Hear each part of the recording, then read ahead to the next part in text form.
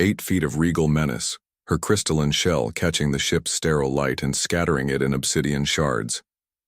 Queen Vexathera, sovereign of 17 star systems, stood with her forearms trembling, fury barely leashed beneath her polished armor.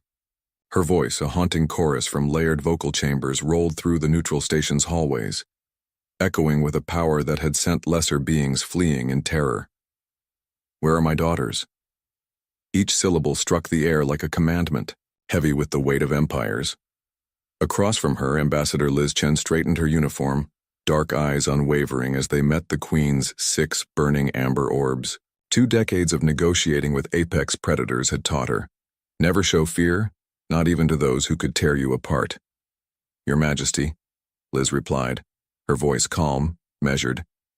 "Our search teams haven't stopped.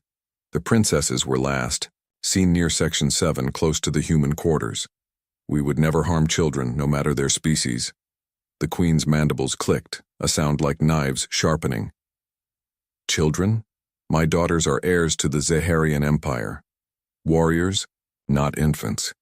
They could tear steel with their claws. They do not simply disappear."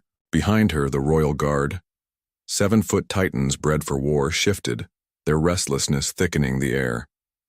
One wrong word, one misstep, and the galaxy could burn. Ali Rodriguez, chief of station security, stepped forward. His face, weathered by battles across 3 sectors, bore scars that spoke of violence, but his eyes were gentle, incongruously soft. "Your Majesty, if I may," he offered, "perhaps we should search the human residential decks again. Sometimes even the bravest children get curious about new places." The Queen's head snapped toward him, her neck extending with alien fluidity. "You think my daughters would stoop to skulking through human hovels?" "Not skulking," Ali replied, careful, steady. "Exploring. In my experience, the boldest children are often the most curious." Something in his tone made the Queen pause. She had braced for threats, for bluster, for the usual posturing. Instead, this human spoke of her daughters not as assets or pawns, but as children, lost, perhaps frightened. 6 hours the searchers combed the station, hope thinning with every empty corridor.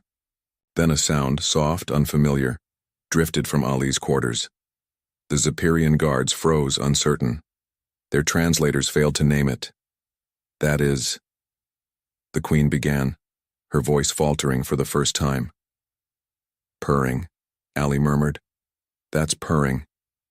The door to his quarters stood ajar. Inside, the impossible. 2 small Zephyrian princesses curled against Ali's chest as he dozed in his reading chair. Their alien forms, fierce and strange, seemed almost gentle now. Amber eyes closed, mandibles vibrating with a gentle, contented hum. Sixara, the elder, clung to Ali's neck. Kaina, her sister, nestled into his side, her crystalline shell dimmed in peace. The Queen stared, her 6 eyes wide.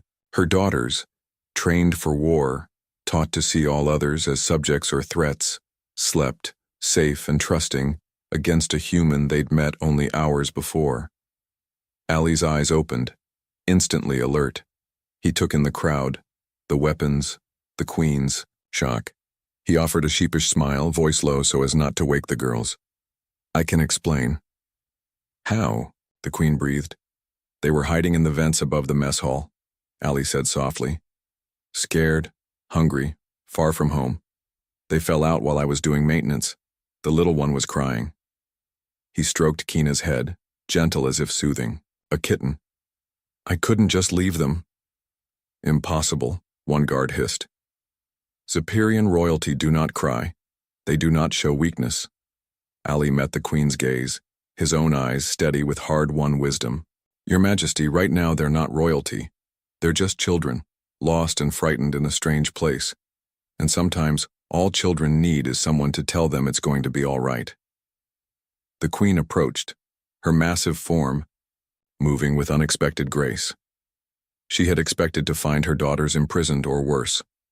Instead, she found them safer and more at peace than she'd seen in years. "You fed them," she observed, noting the empty bowls. Chocolate ice.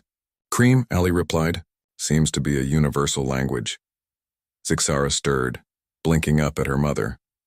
Instead of snapping to attention, she yawned and snuggled closer to Allie. Mama, she said in perfect standard, the human told us stories about Earth cats. They sound wonderful. Something inside the Queen's chest cracked, a wall she'd built to rule without weakness. These humans had done what her empire could not. Let her daughters be children. I owe you a debt, she said at last, her voice softer than any had ever heard. Allie shook his head. No debt, Your Majesty, just maybe next time let them know it's all right to ask for help. Even warrior princesses need that sometimes. As the station's crisis melted into the beginnings of an unlikely friendship, Liz Chen made a quiet note for her report. Sometimes the greatest victories come not from strength or strategy, but from the simple act of seeing the child beneath the armor and offering kindness.